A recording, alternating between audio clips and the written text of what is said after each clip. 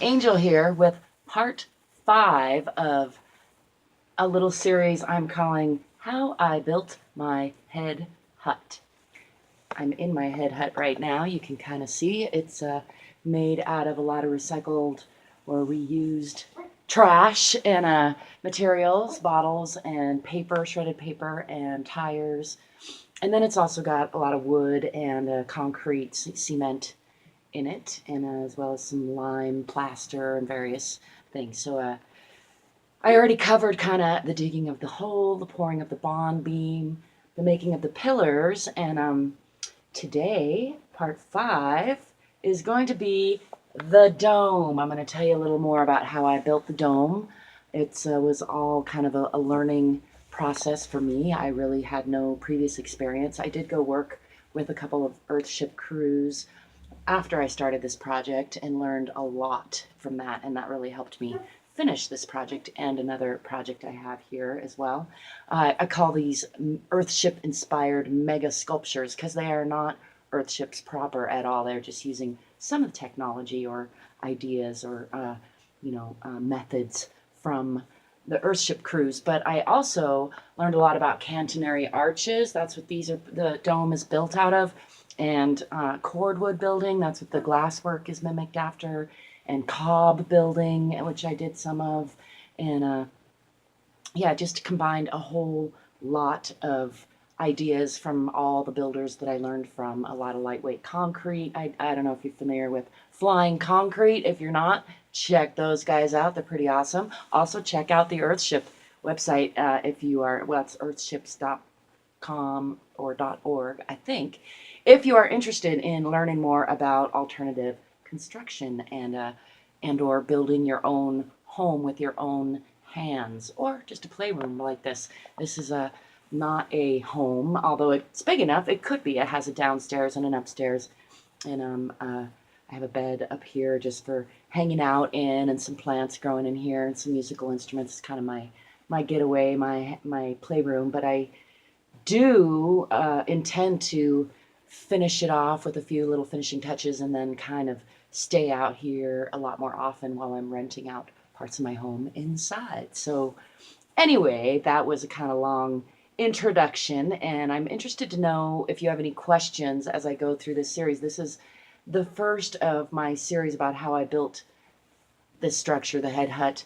And after I finish this short raw series without a script, then I plan on using this series as to kind of build from and make a more polished series with some pictures edited in and responses to any questions that any of you have. So please do leave your questions and comments if you have any, and ideas down below, and I will respond appropriately. So let's get on with part 5, the dome. So in the last part, I told you about how I built the pillars coming out of the bond beam, and I put they were built out of concrete rather. Sorry, my bad. They're built out of concrete, which I cured really well, and I put rebar through and sticking out of, and then to that rebar I attached more rebar, and I made these arches from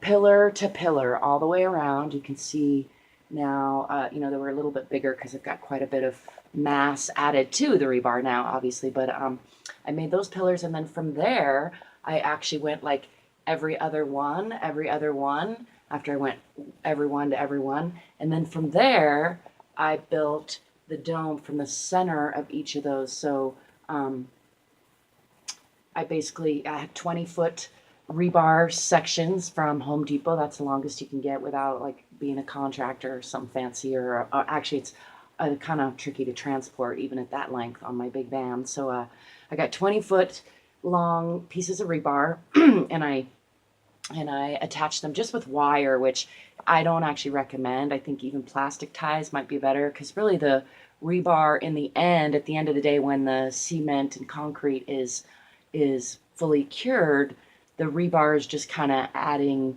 tensile strength, I think, not really load-bearing strength. I'm not an expert. I'm not an engineer, so that's just my rudimentary understanding. I think that rebar has a tendency to rust, especially if there's any contact to moisture or air in there, and it can actually corrode the cement or concrete over time. So that's just a little fun fact I learned after I'd gotten a lot of way through this project and used a lot of wire to wire together my rebar. I'm not particularly worried about it. I don't think it'll be even an issue at all for another probably 50 years or at least 20 years, but it could be an issue in 5 or 10 years, especially if there was gaps in it that could rust, and then they could cause corrosion.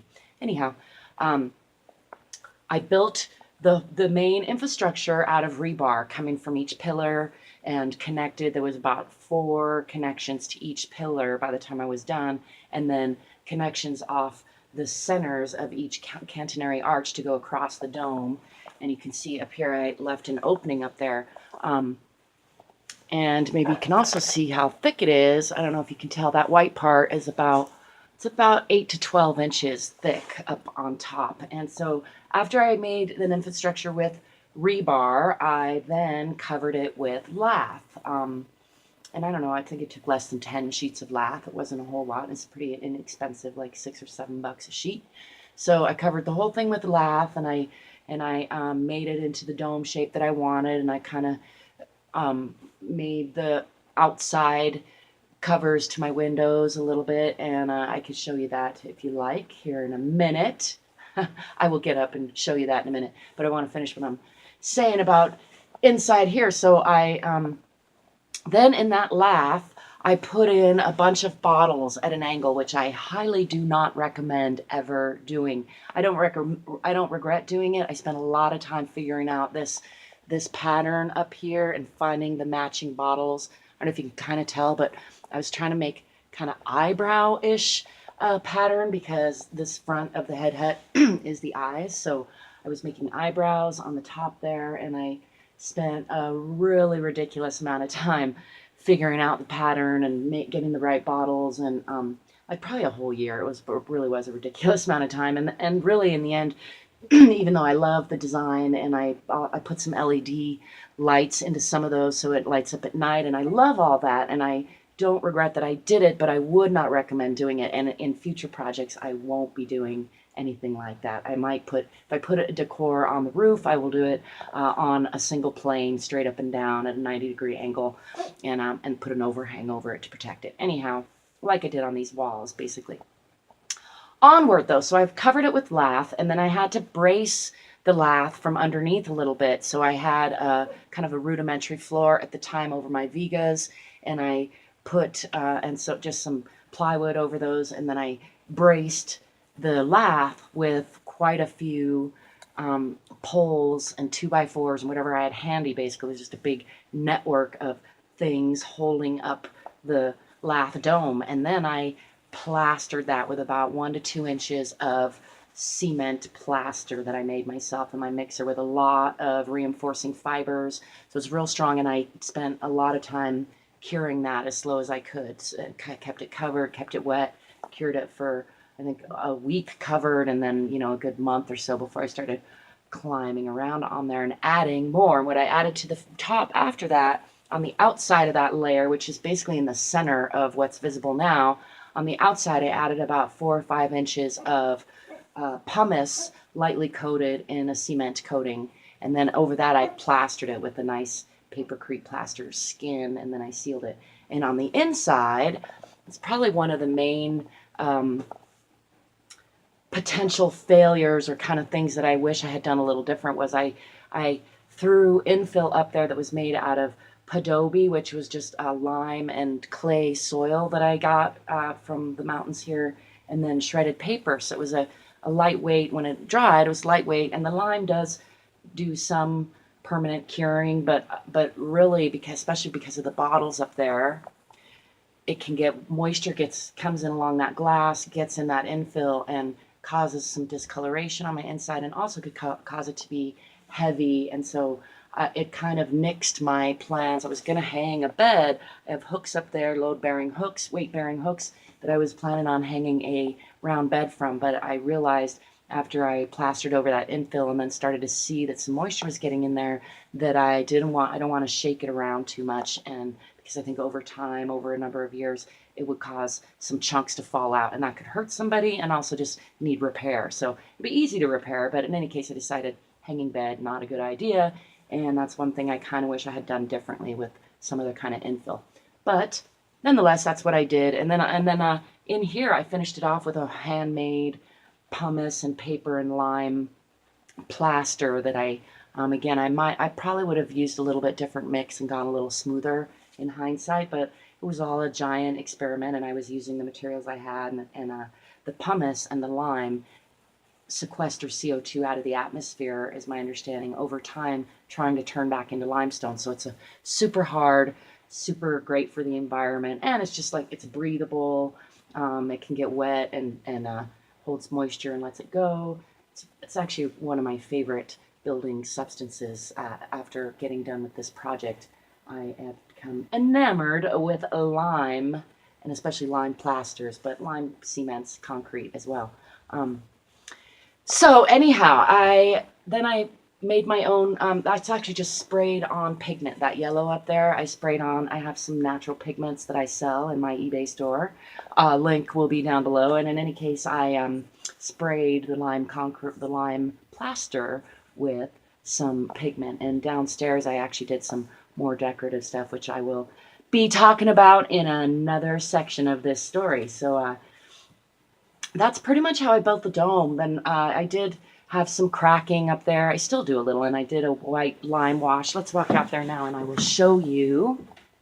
So again, there's the whole inside of the dome. There's the front, and then toward the back, it gets a little less fancy, but I can, it's quite high. I'm 5'8", and I can stand up all the way just to. These little overhangs are just a little bit short for me to stand all the way up in. Actually, I can stand up all the way up in this one, but they vary a little. They're very organic. I built them by hand with my own 2 hands, and so there's quite a bit of variation in the size and in the shape, although it's got a standardness. And so here you can see I built these overhangs. Again, just lath. I kind of built this, let me show you this a little better. I kind of built up these ridges just for decoration and to try to control the water down into these areas here. In the front, I got fancier and did these eyes, which again I'll talk about in another section. I did those separately, but just kind of walk you around in here and try to show you the top of the dome. Oh yeah, I put some vents in there. You see one there, that silver one. I'm trying to point and look. So there's another one on the other side, and I put some, and those are for helping to regulate the temperature. When it gets hot in there, I can open those up, as well as the center and let the hot air out the top. In the back, you can see it's pretty high here. I got these overhangs. And yeah, that wraps up part 5 of how I built my head hut. Let me know what you think, and stay tuned for part 6. Peace.